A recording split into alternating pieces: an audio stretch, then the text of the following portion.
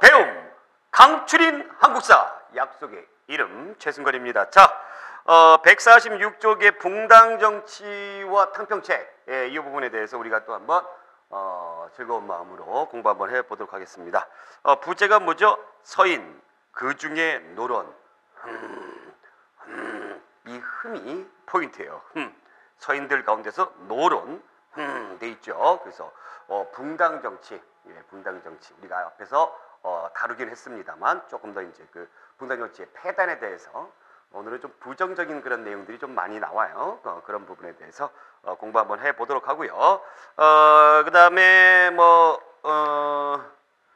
우리가 예송이라든가 환국이라든가 이런 부분들 시험에 아주 잘 나오는 부분들이에요. 그래서 그런 부분들까지 한번 공부 한번 해보도록 하겠습니다. 우선 이제 붕당이라는 것은 이제 여러분들이 잘 알고 있었죠? 네, 붕당이라는 거.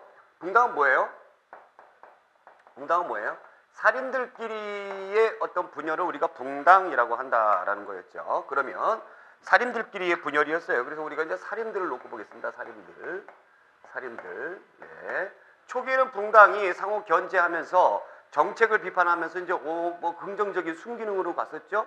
그래서 공론 정치를 바탕으로 했기 때문에 그랬는데 조선 후기 들어오게 되면서 이 살인들이 붕당이 형성이 되면서 어떻게 됩니까? 서로 되지도 않는 거 가지고 싸우더라라는 얘기예요. 초창기 때는 말이에요. 이 분단 정치를 하면서 물론 이제 상대당을 헐뜯고 상대당보다 좀 우위에 서야 되겠죠. 그러면 그래서 이제 예를 들어서 집권을 했습니다. 그러면 상대당 같은 경우 어떻게 합니까? 그 사람들을 잘못하게 되면은 기껏해야 그냥 관직에서 물러나고 아니면 저기 좀 큰 죄를 진다 해봐야 귀양 보내는 걸로 됐는데 후기 때 들어오게 되면은 어떻게든지 죽여야 됐어요. 그러니까 씨를 말리는 쪽으로 가더라라는 얘기입니다. 그래서 그 붕당의 우리가 형성에 대해서 과정을 한번 알아보면 살인이 이렇게 분열이 되죠. 모와 모로 분열이 되죠. 여러분들 동인과 서인으로 구분이 된다라는 얘기입니다. 동인과 서인으로 구분이 된다. 이 동인과 서인으로 구분했던 것은 이제 그 영수인 심의겸이 경복궁 기준으로 해서 서쪽에 살았다 해서 서인이게 되는 거고, 동인의 영수인 김효원이 동쪽에 살았다 해서 동인이 되는 거였죠. 네, 자, 그 다음에 이 동인은 정여립의 모반 사건을 기준으로 하면서 모와 모로 온건파인 남인과 그 다음에 강경파죠. 예, 그래서 북인으로 나누어졌다라는 거였습니다. 자, 이 북인은 누구 때에 이제 집권을 했었어요? 여러분들 광해군 때에 집권을 했었어요. 집권을. 네. 그러면 제가 지난번에도 얘기를 했지만은 서인들은 계속 집권을 못하고 있는 그런 상황이 되는 거잖아요. 그렇죠? 서인들은 계속 집권을 못해요. 집권을 못하고 있다가 쭉 가다가 이제 어떻게 됩니까? 인조 반정으로 인해 가지고 집권을 하게 되는 거죠. 자, 인조 반정으로 해서 집권을 쭉 하는데 이 서인들이 나중에 가면서 뭐와 뭐로 나눠진다? 숙종 때 노론과 소론으로 나눠진다라는 거였습니다. 노론과 소론으로 나눠진다라는 거였어요. 노론과 소론, 즉 어느 정도 좀 기득권층이죠. 연로하다 해서 노론, 젊은 층이다 해서 소론. 그래서 나중에 가게 되면은 이제 이 남인하고 노론, 소론 이렇게 나눠져 있더라라는 거였습니다.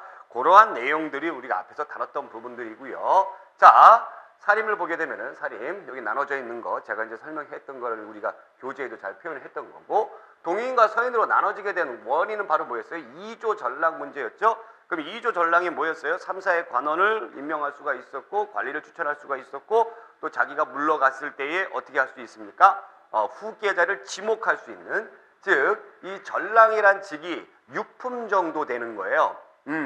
그러면 이 직위는 낮으나 품계는 낮으나 하는 일은 막강한 거죠. 그래서 이조 전랑에 나와 친한 사람이 앉게 되면은 굉장히 좋더라라는 얘기예요. 그래서 그거 가지고 싸우더라라는 얘기입니다. 자, 그래서 이제 쭉 이렇게 오다가 여러분들 그 집권된 부분을 여기에 이제 보여주는 거죠. 어느 당이 어떻게 집권을 했는가, 그것을 이제 우리가 여기 쭉 보여주는 거죠. 인조 반정으로 인해서 서인들이 집권하는 거죠. 서인들이, 여기 있는 서인들이 집권을 하게 되는 거고, 자, 그러다가 현종 때, 효종 다음의 임금의 현종 때 이른바 예의와 관련된 논쟁이다라는 얘기예요. 그래서 우리가 이제 재판 걸 때도 소송한다 그러잖아요. 그렇죠? 그래서 예의와 관련된 논쟁, 그 어떤 예의냐? 바로 장예와 관련된 거예요. 그래서 예송을 하게 되고요. 그 다음에 숙종 때는 환국이 있습니다. 환국이라는 거는 뭐냐면 교환한다는 얘기예요. 정국을 교환한다. 정국. 정국이라는 건 뭐예요? 정치적인 어떤 상황을 얘기하는 거잖아요. 그러니까 숙종 때 하도 이 붕당 가지고 골치가 너무 아프니까 어떤 한쪽 당에다가 힘을 실어주지 않기 위해서 굉장히 노력을 했던 거죠. 그래서 요 당이 좀 클 것 같으면 교환을 했던 거예요. 그래서 이것이 환국이다라는 거였고, 숙종 때 노론과 소론으로 나눠지게 된다라는 부분들 우리가 이제 표로 제가 정리를 한번 해 보았습니다. 자, 그렇다면 거기 146쪽 밑에 나와 있는 예송과 환국에서 예송에 대해서 한번 알아보겠습니다. 이 시험 문제 굉장히 잘 나오는 거죠. 이 예송이라는 게 뭐였어요, 여러분들? 예송? 예의와 관련된 논쟁이라고 얘기를 했었죠. 저기 보게 되면 1차 1659년에 전부 다 이제 현종 때 일어난 거예요. 이거 전부 다. 그러니까 효종은 누구였어요? 복림대군이었죠. 북벌전투에 했던 사람. 예. 효종이 죽고 나자 자의대비, 효종의 엄마입니다. 이 자의대비, 조씨예요, 조씨. 조대비 해도 돼요. 이 사람이 상복 입는 기간을 둘러싸고 논쟁을 벌입니다. 상복 입는 기간을. 예, 아들이 죽었죠. 아들이 죽었는데 서인과 남인이 이거 가지고 주장을 하는데, 이 서인들은 효종이 둘째 아들 차남이기 때문에 1년 입자라는 거였고, 이 남인들은 차남이면 뭐하냐 그래도 장자가 없어서 왕권을 받은 거기 때문에 장자 대우를 해줘야 된다.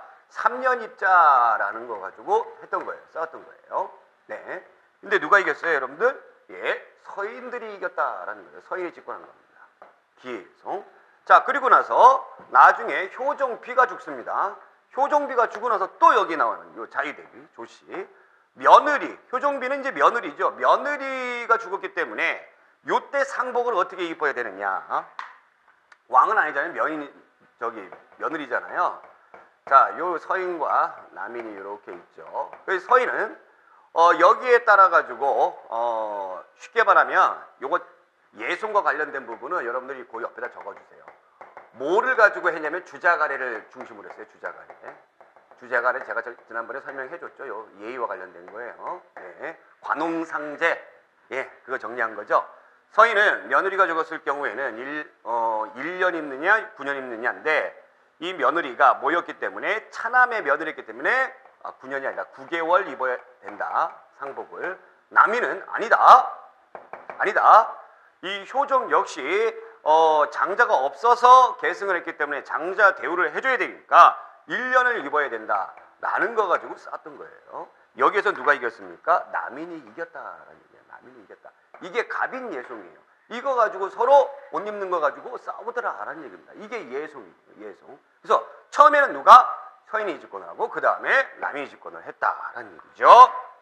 자, 그거를 이제 여러분들 기억해 두시고, 그 다음에 환국에 대해서 보겠습니다. 환국은 아까 이제 제가 설명을 해드렸으니까 그 개념에 대해서는 여기 잘 나와져 있고, 총 3차례의 환국인데 경신환국, 기사환국, 갑술환국 이렇게 있어요. 환국은 교환하는 거죠. 자, 그러면 제일 마지막 그 예송이 뭐였어요? 제일 마지막 예송이 거기 나와 있는 갑인 예송이었죠. 갑인 예송 때에 누가 집권을 했습니까? 갑인 예송 때에 남인이 집권하고 있는 상황이죠. 그죠? 기의 예송 때는 누가 집권을 했어요? 서인이 집권해 있는 상황이죠. 자, 요거 중요해요. 그러면 지금 환국이 일어나는 시점에서 누가 집권하고 있는 거예요? 남인이 집권하고 있는 그런 상황이에요. 그러면 이제 서인들은 어때요? 서인들은 다시 정권을 장악하기 위해서 무지하게 노력을 하겠죠. 그래서 이 서인들이 남인들이 영모를 꾀했다 해가지고 남인들을 축출합니다. 요게 경신왕국이에요. 영모를 꾀했다. 경신왕국. 그러면 요 경신왕국 때는 누가 집권하는 거예요? 서인이 집권하게 되는 거죠. 서인이 집권했어요. 자, 그 다음에 일어나는 기사황국이 일어나는데, 지금 이 황국은 어느 임금 때죠? 숙종 때죠. 숙종하면 여러분들이 자동뽕으로 생각해야 되는 그런 여인이 있습니다. 바로 누구예요? 바로 장희빈이죠. 장희빈. 희빈까지 올라갔어요. 빈까지 올라갔어요. 장희빈이에요. 이게 장희빈입니다. 남인들이 몰려져 있는 상황에서 아주 뭐라 그래요? 판무파탈?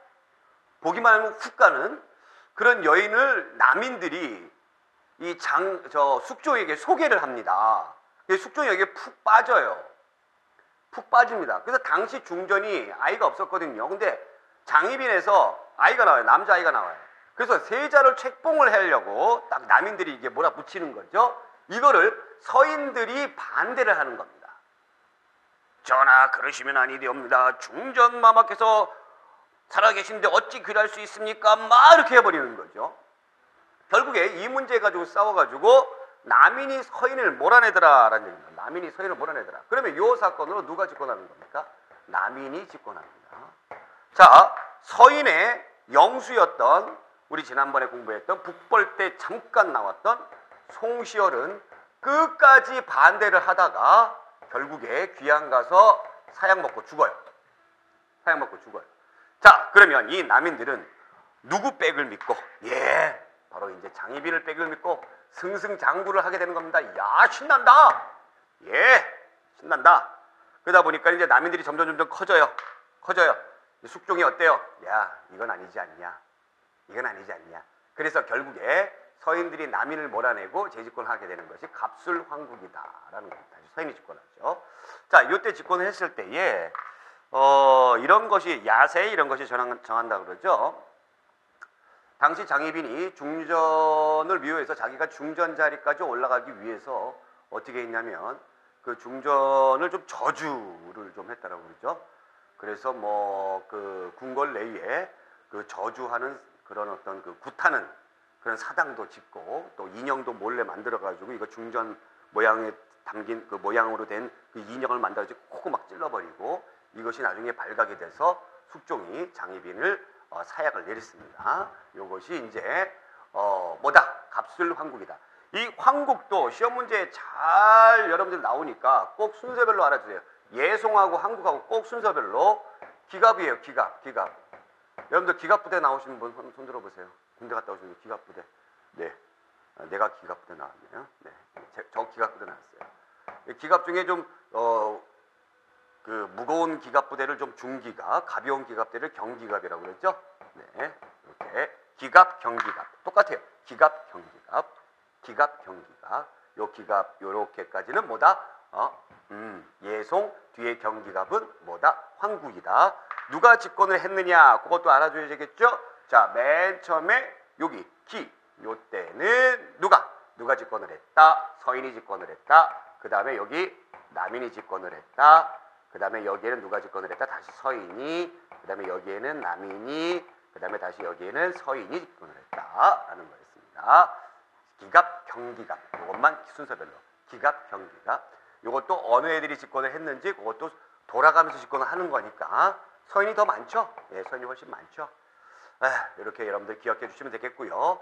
근데 이 서인들이 분열됩니다. 이 제일 마지막 황국인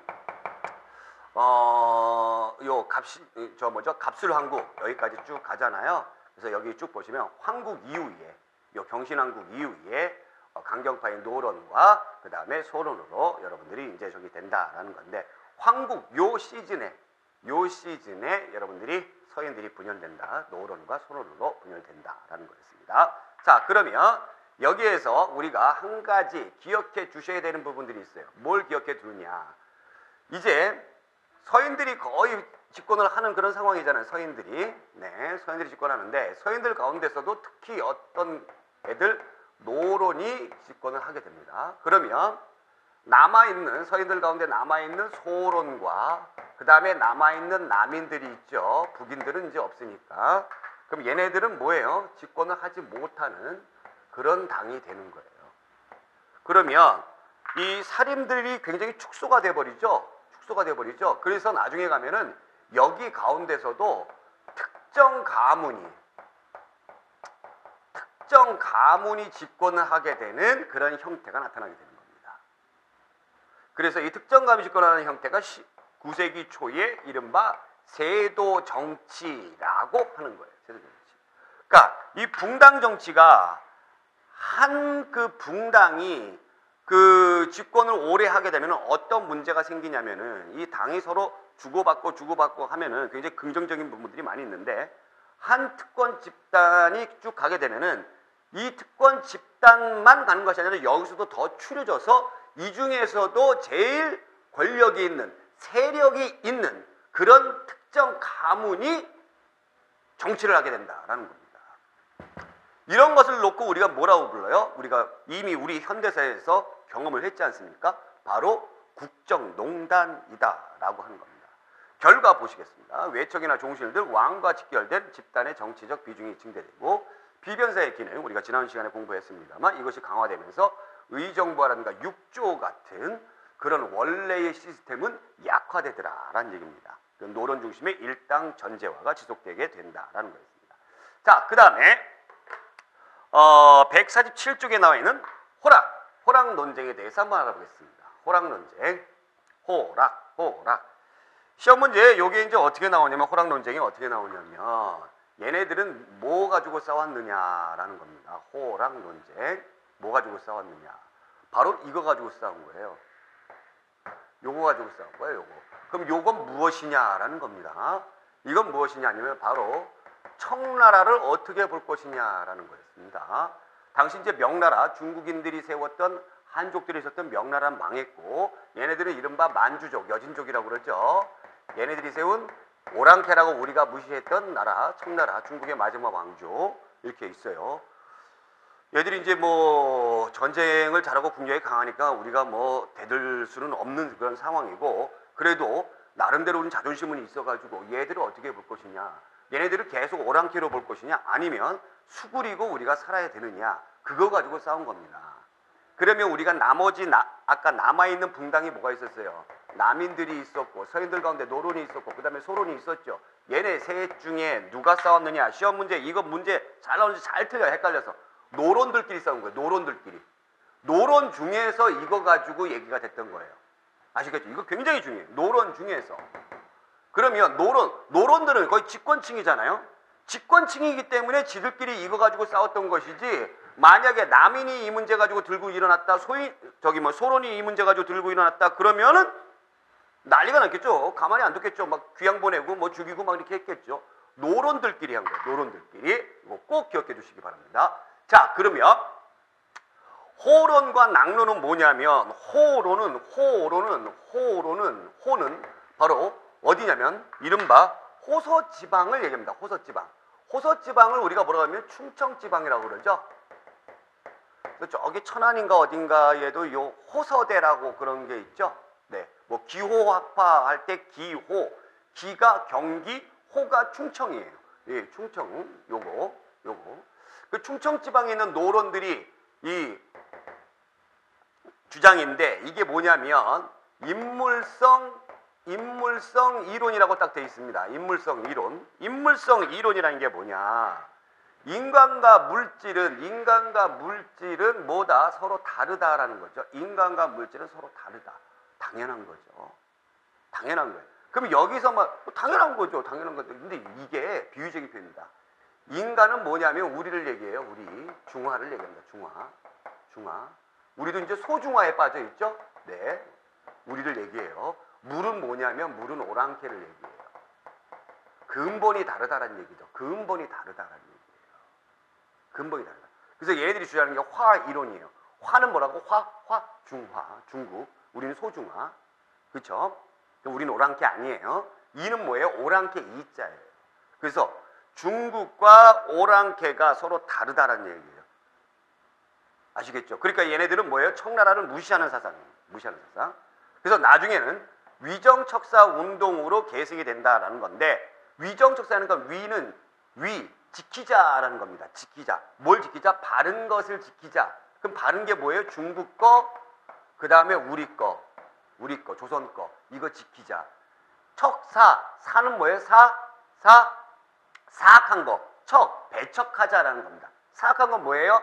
일본 거, 그 다음에 어디 거? 네, 서양 거. 이런 것들. 19세기 중엽 들어가게 되면서 일본과 서양 세력들이 막 들어오게 되면서 위정척사 운동이 나타나게 되는데 그것의 흐름이 여기에서 볼 수가 있다라는 것이죠. 아시겠죠? 자, 그렇다면 낙론은 뭐냐? 낙론. 낙론은 이른바 낙하지방에서 나타났다 해가지고 낙론이에요. 그럼 낙하는 뭐냐면 이건데, 이 낙이 뭐냐면요, 낙이 서울을 얘기합니다. 서울을 얘기해요. 한양을 얘기해요. 서울이 낙이에요. 낙. 왜 서울을 낙이라고 표현했냐면 우리나라 사람들이 중국을 굉장히 좋아한다고 했잖아요. 중국의 역대 수도 가운데서 낙양이 가장 많았습니다. 수도의 역할로 낙양이 가장 많았어요. 낙양. 그 낙이에요. 그 낙이에요. 그래서 우리의 수도를 낙양처럼 그렇게 생각을 했던 거예요. 그래서 낙하지방이다 그러면 낙도 되고 하도 되고, 그래서 낙은 서울이고, 그러면 하는 뭘까요? 하는 서울 바로 아래에 있다 해서 경기를 얘기합니다. 즉 수도권에 사는 노론들의 주장입니다. 그래서 서울 경기지방. 얘네들의 주장은 인물성 동론이다라는 겁니다. 인물성 동론. 이제 인간이 뭐고 물질이 뭔지 알겠죠? 비유적인 표현이라고 그랬죠? 그래서 야, 따지고 보면 다 똑같은 인간이야. 뭐 오랑캐고 뭐고 뭐가 있어? 다 똑같은 인간이지 뭐. 그래서 화이론을 부정한다라는 얘기입니다. 이 좀 게임 사상이죠. 게임 사상이에요. 그래서 북학파와 그 다음에 나중에 개화파로 계승이 되는데, 북학파는 18세기 때에 청나라에 발달된 학문을 배우자라는 그런 주장들이죠. 실학자들이죠. 거기에 계승이 되는 거고, 개화파는 19세기 중엽에 서양과 그 다음에 일본 애들이 우리나라에 물밀듯이 들어오다 보니까 우리도 너무 닫혀 있었다. 활짝 열자. 국가의 문화를 활짝 열자라는 생각입니다. 여러분들 요거를 드립다 외우려고 하지 말고 제가 설명하는 그대로 이해하시면 외울 거 하나도 없어요. 아시겠죠? 요것이 호랑 논쟁이다라는 거였어요. 자, 그 다음에 양명학이 있습니다. 양명학이 있는데, 이 양명학은 명나라 때에 왕양명이라는 사람이 나타나게 되겠죠. 왕양명. 네, 왕양명이라는 사람이 맡들었어요. 그래서 양명학이에요. 양명학인데, 원래 이 왕양명도 이 성리학의 대가입니다. 성리학의 대가인데, 이 양명학은 뭐냐면 말 그대로 여기 나와 있는 지행합이에요. 지행합일. 자, 지식과 행동이 일치해야 된다라는 겁니다. 지식과 행동이 일치해야 된다. 그래서 지에서 강조하는 거는, 지에서 제일 강조하는 거는 성리학자들이 지에서 강조하거든요. 그래서 당시에 이 사림들이라든가 선비들이 이 행동으로 옮기는 걸 천시여겼어요. 뭐 노동이라든가 이런 거 천시여겼어요. 그냥 앉아서 이 글 읽고 이런 거를 으뜸으로 여겼어요. 근데 행동하지 않는 지식이 소용이 있느냐라는 겁니다. 이 왕양명에. 네, 이것이 들어오는 거예요. 그래서 양명학이에요. 또 두 가지를 중요시 여긴다. 양. 이거는 누가 수용을 했냐면 여기 나와 있는 서인들 가운데서 소론이 수용을 하더라라는 얘기예요. 특히 누구? 정제두라는 사람에 의해서 크게 형성이 되는데, 이 사람이 어디에 가냐면 서울 근처에 있는 강화도 있죠. 강화도에 가가지고 이 양명학을 열심히 공부를 해요. 열심히 공부를 합니다. 그러다 보니까 이 강화도에 이 사람의 뜻을 따르는 학자들이 많이 모이게 되는 거예요. 그래서 강화학파가 형성이 됐다라고 이야기를 하는 겁니다. 왜 서울로 못 갔을까요? 왜? 소론이기 때문에 못 간 거죠. 노론들은 이거 싫어해요. 네, 노론들은 집권 세력이기 때문에 자기네들은 뭐 행동으로 왜 옮겨? 우린 가만히 이렇게 읽어야지. 책이나 읽고 띵까띵까 하고 놀아야지. 행동으로 옮기는 거는 저기 중인 그 아래 것들, 걔네들이 열심히 일하고 그렇게 해가지고 세금 내고 그 다음에 우리가 부자 되는 거야. 이렇게 생각하니까 노론들은 이런 거 싫어합니다. 싫어요. 그래서 소론이. 자, 요것이 북학파의 계승이 되었다라는 거죠. 청나라의 훌륭한 과학기술을 본받자. 과학기술 성리학 좋아해요? 성리학자들 좋아해요? 싫어해요? 싫어하죠. 그러니까 북학파 영향을 주었다. 그래서 대표적인 저서가 나중에 이제 우리가 실학할 때 공부하겠습니다만, 이긍익의 연려실 기술이라는 대표적인 저서가 여기서 나타났다라는 거였습니다. 자, 특히 한 가지 더 약간의 심화 과정으로 제가 말씀을 드리자면은 뭐냐면 이 양명왕에서 중요시 여기는 게 칠양지예요. 칠양지. 양지예요. 양지. 양지라는 것이 뭐냐면 양지 무언가를 아는 겁니다. 이 양을 아는 거예요. 그럼 이 양을 아는 것이 무슨 양을 아는 것이 바로 뭐냐면 12선악을 구분하는 마음을 우리가 양지라고 하는 거고 그것에 도달하는 것을 칠양지라고 하는 거예요.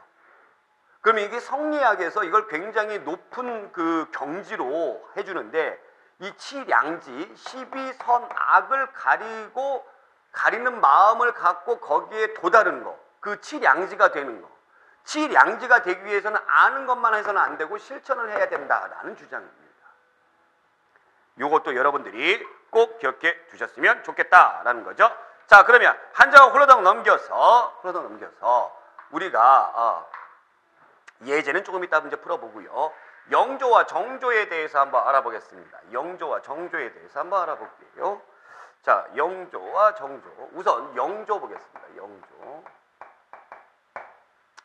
영조의 제2기관이 1724년에서 1776년이에요. 1724년에서 76년 제2기관이에요. 그러니까 50년이 넘는 거죠. 예, 조선 왕조 중에서 가장 오랫동안 그 왕노릇을 해먹었던 사람입니다. 그럼 영조 앞에 누가 있었냐면 경종이 있었어요. 경종 앞에 누가 있었냐면 숙종이 있었어요. 자, 영조의 태생에서부터 우리가 영조의 태생을 좀 알아보겠습니다. 영조의 아버지는 숙종이에요. 숙종이 이렇게 거닐다가 아리따운 무수리를 발견을 하고 나서 그 무수리와 하룻밤을 지내고 나서 나온 사람이 영조예요. 그러니까 영조의 엄마는 높은 신분이 아닙니다. 그래서 영조가 어릴 때부터도 엄마의 신분 때문에 굉장히 무시를 많이 당했어요. 그 다음에 여기 나오는 경종의 엄마는 누구예요? 장희빈이에요. 장희빈. 근데 엄마가 사약을 먹고 죽는 것을 어린 경종이 왕자 시절에 목격을 했었죠. 그래서 거기에 대한 트라우마가 커서 그런지 임금이 돼서도 아이를 낳지를 못하고 얼마 못 있다가 시름시름 앓다가 죽습니다. 그래서 물론 배달한 동생이긴 합니다만 동생인 영조에게 왕위를 물려줍니다. 왕위를 물려줘요. 그리고 죽어요. 자, 그러면 영조가 임금이 됐을 때의 영조의 배경은 왕권이 그닥 강하다, 강하지 못하다라는 얘기죠. 영조의 평생 소원은 바로 왕권 강하다라는 얘기입니다. 왕권 강화다라는 얘기예요. 이때 누가 집권을 하고 있었죠? 우리가 제일 마지막에 황국이 누가 집권을 했었죠? 서인들이 집권을 했었죠? 그래서 서인들 가운데서도 특히 노론들이 집권하고 있는 그런 상황이죠? 그러니까 노론들의 힘이 너무너무 큰 거죠. 그렇죠? 이 서인들 노론들은 경종을 싫어했어요. 왜냐하면 경종의 엄마가 장희빈이었죠. 장희빈을 누가 추천을 했죠? 남인들이 추천을 했죠. 그래서 얘가 임금이 되는데 노론의 역할이 컸습니다. 그러니까 이 어마어마한 이 노론들의 세력을 어떻게 하겠어? 누구르기 위해서 왕권 강화하기 위해서 너무너무 노력을 했다라는 얘기입니다. 그래서 이 영조의 정책은 거의 왕권 강화 관련된 탕평책이다라는 거예요. 탕평책. 탕탕평평하게 가야 된다. 탕탕평평하게 한다. 붕당을 가리지 않고 고르게 등용을 한다라는 거죠. 영조의 탕평책은 어떤 탕평책이냐면 완론탕평이에요. 완론탕평이니까 완화시킨다는 게 완화시킨다. 부드럽게. 그러니까 옳고 그름 가리지 않고 그냥 너도 들어오고 나도 들어오고 쟤도 들어오고 이렇게 들어와라. 자, 이 완론탕평의 어떤 취지는 노론들의 비위를 거스르지 않는 선에서 남인들이라든가 소론들을 등용하겠다라는 것을 의미하는 겁니다. 그럴 수밖에 없었겠죠. 자, 그래서 이러한 정책의 일환으로 점점 왕권강화를 하기 위해서 거기 나와 있는 붕당의 근거지, 즉 살인들의 근거지인 폐단이 많이 있는 서원을 어느 정도 정리를 합니다. 서원을 정리를 해요. 자, 그 다음에 이조전랑의 권한을 축소한다. 당연히 그래야 되겠죠. 이조전랑의 권한을 축소해야 되겠죠. 그래야지 이 자리 차지하기 위해서 서로 지들끼리 막 싸우고 그러지 않겠죠. 그 다음에 아까 제가 말씀드렸던 온건하고 타협적인 사람들을 관리 등용한다. 이게 완론탕평이고요. 자, 그 다음에 이 탕평비, 탕평에 대한 의지 때문에 탕평비를 어디에다 세웁니까? 성균관에다가 딱 세웁니다. 탕평의 의지. 그 다음에 지난 시간에 얘기했던 준역법을 실시합니다. 그 다음에 지나친 형벌, 고문이라든가 지나친 형벌을 어느 정도 금지를 하게 되는 것이고요. 그 다음에 태종 때 실시가 되었던 신문고를 부활한다라는 거죠. 그러면 여기 했던 것들이 영조의 정책인지 여러분들이 이해가 돼요? 되셔야 돼요. 왜 이러한 일들을 한 건지 여러분들이 꼭 이해를 하셔야 돼요.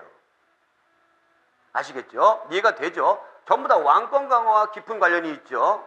자, 그 다음에 이 사람이 했던 것 가운데 편찬 작업을 하는데 대표적인 것이 법전을 만들어요. 속대전이라는 법전을 만들어요. 자, 이 법전은 통치의 기본 법전이 그 기본적인 어떤 그 틀을 만드는 것이기 때문에 왕권이 강하지 못한 법전을 못 만들어요. 법전 좀 만들어야 되겠다. 그러면 신하들이 막 비웃어요. 법전을 왜 만듭니까? 막 이러면서 비웃어요. 근데 시대가 지났잖아요, 여러분들. 시대가 지났잖아요. 응? 시대가 지났죠. 성종 때 완성이 된 경국대전, 그 경국대전 200년이 훨씬 지났죠. 그래서 영조가 세상이 바뀌었으니까 거기에 맞게 법전도 좀 고쳐야 되겠다. 이렇게 하는 거 아닙니까? 우리나라 헌법 지금 여태까지 60여 년의 건국 역사 동안에 9번이나 바꿨는데.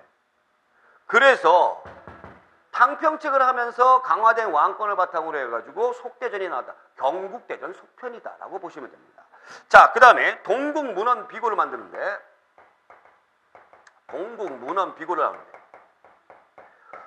요건 제가 이제 설명을 해드립니다. 동국은 우리나라죠. 동국은 우리나라고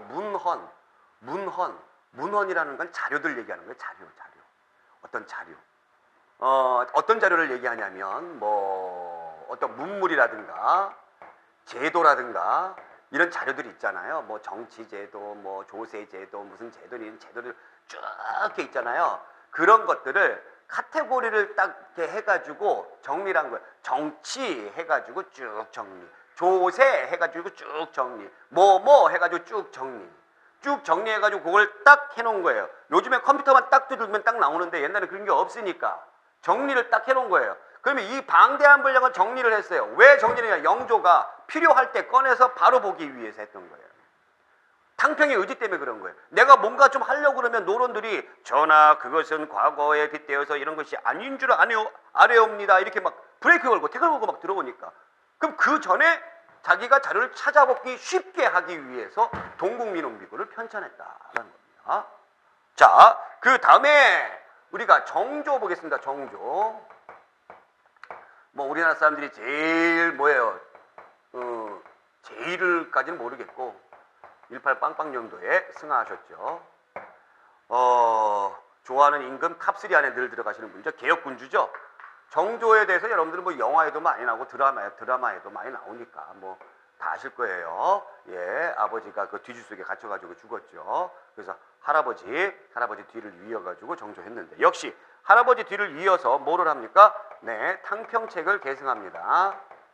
탕평책을 계승하는데 이 사람의 탕평책은 준논탕평이다라는 거죠. 준논이라는 건 준엄하다는 거예요. 준엄해. 네, 그러니까 어떤 준엄하기 때문에 잣대가 딱 정해져 있어. 기준치가 딱 정해져 있어. 옳고 그름을 반드시 밝혀. 그래서 넌 옳지 않아. 그럼 넌 죽어줘야 돼. 이런 게 준논탕평이에요. 준논탕평. 완논탕평을 할 수밖에 없었던 영조의 마음 이해하시죠? 준논탕평을 할 수 있었던 정조도 여러분들 이해해 주셔야 돼요. 왜? 할아버지가 50년 동안 이걸 했기 때문에. 이게 된 거예요. 이것이 바로 준논탕평이다라고 꼭 기억해 주시면 되겠습니다. 특히 아버지의 죽음과 관련돼서 정조가 굉장히 고민을 많이 했고, 그렇죠. 그래서 나중에 가게 되면은 시파라든가 꼭 욕 같아. 시파요. 벽파라든가 이렇게 있는데 이 시파는 아버지의 죽음을 조금 이렇게 동정하는, 불쌍하게 여기는 그런 신하들을 시파라고 그러고, 벽파 같은 경우에는 뭐냐면 벽이에요, 벽. 너 사도세자는 죽을만 했어. 이렇게 생각하는 사람을 벽파라고 그러죠. 그래서 정조 같은 경우는 시파를 좀 많이 좀 좋아했었고 벽파를 좀 이렇게 좀 멀리 했었어요. 특히 노론 벽파들은 더 싫었겠죠. 자, 이런 것들을 하는데 요때 정조가 했던 것 중에 규장각을 설치합니다. 규장각은 왕립도서관이다. 왕립연구기관이다. 왕실 연구기관이다라고 보시면 돼요.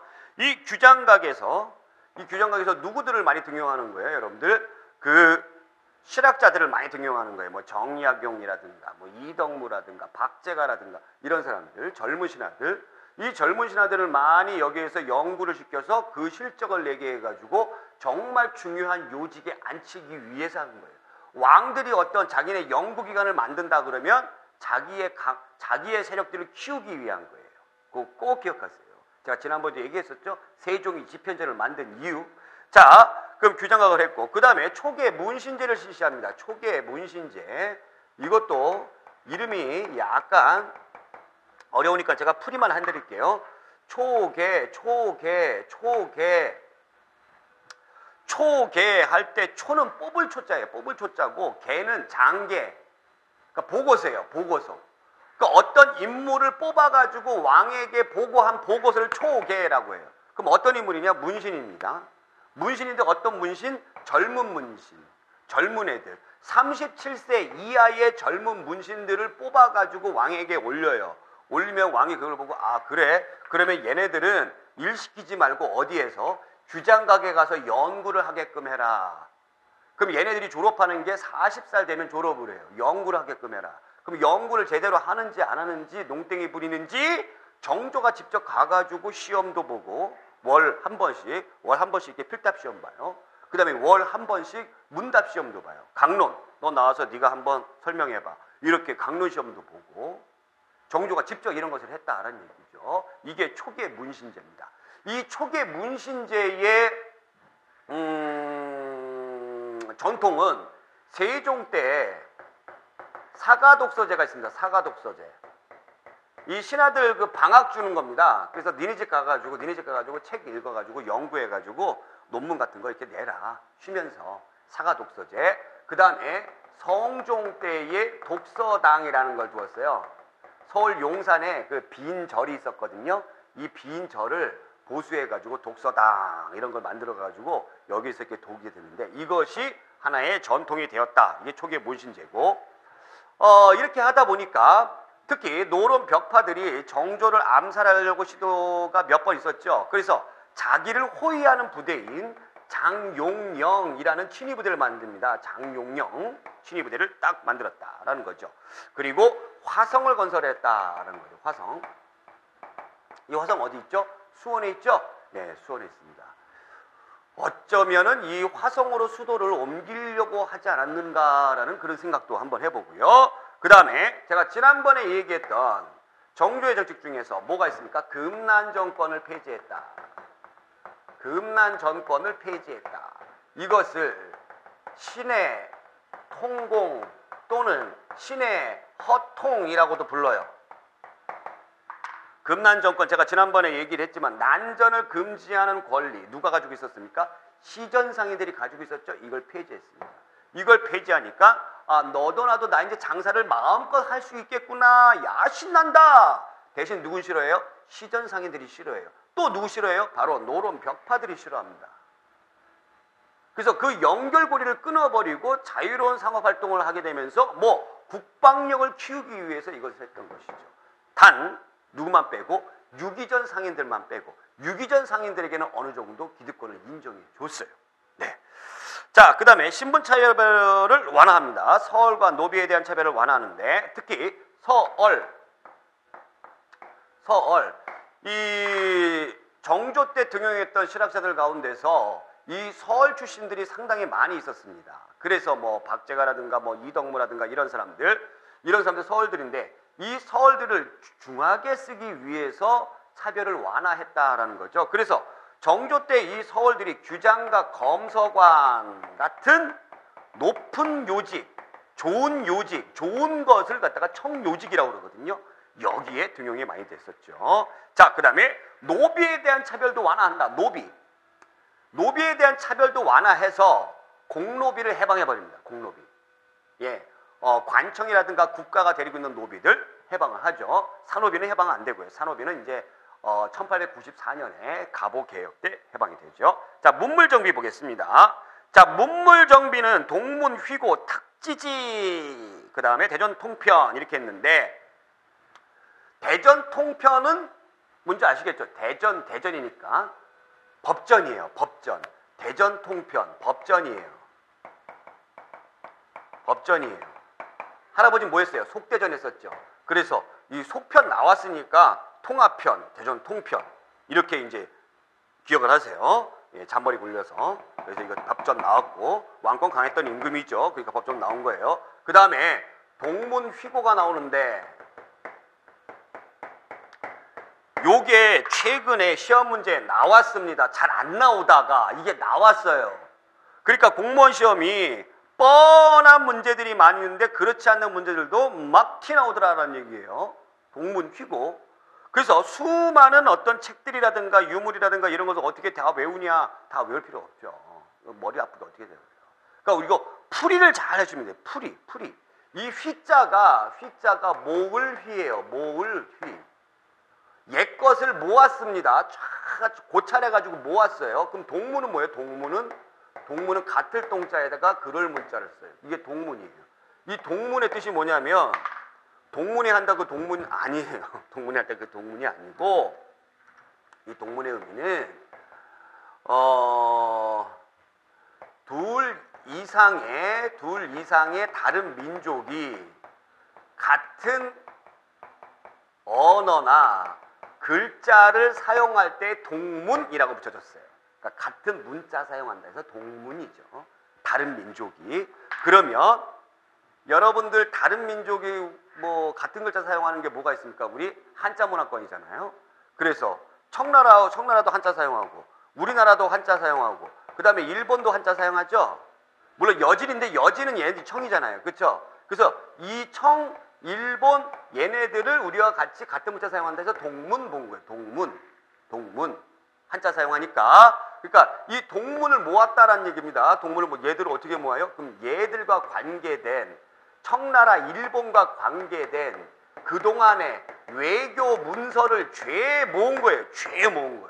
외교 문서를 죄 모았습니다. 죄 모아가지고 어떻게 하기 위해서 대청무역이라든가 그 다음에 청나라에 가는 사신단을 사은사라고 불렀거든요. 얘네들이 갈 때에 중국 애들이, 그러니까 청나라 애들이 터무니없는 뭐 고집 피우거나 터무니없는 무리한 요구를 하거나 이럴 때 효율적으로 대응하기 위해서 외교 문서인 동문 휘고를 만들었다라는 겁니다. 굉장히 똑똑한 사람이죠, 정조는. 자, 그러면 시험에 꼭 나오는 우리가 문제 좀 풀어보도록 하겠습니다. 네. 미주씨는 왕이 실시한 정책으로 옳은 것은 체제공의 아래기를 평시소로 하여금, 평시소 배웠죠? 경시서가 나중에 평시소로 바뀐다고 그랬죠? 그래서 물가 조절을 하고 그 다음에 시장의 경제 질서를 감독하는 기관이었어요. 하여금 30년 이내에 신설된 시전은 모두 혁파하게 하십시오. 형조와 한성부에 분부하여 유기전 외에는 금난전권을 행사하지 못하게 하십시오 하니 왕이 허락하였다 했습니다. 바로 뭐예요, 여러분들? 금난정권 폐지와 관련된 신의 통공, 신의 허통이죠. 누구 때? 정조 때 어영청을 설치하여 북벌을 준비했다. 북벌을 준비했던 사람은 누구예요? 북벌을? 효종이었죠. 이 어영청은 효종 때 한 것은 아니고요. 어영청을 보완했겠죠. 어영청은 누가 만든 겁니까? 인조가 만든 거였고요. 속대전을 편찬하여 법률을 정비했다. 이거는 영조였고, 관료를 재교육하는 초계 문신제, 네, 정조 맞죠? 삼정의 문란을 시구하고자 삼정 이정청을 설치했다.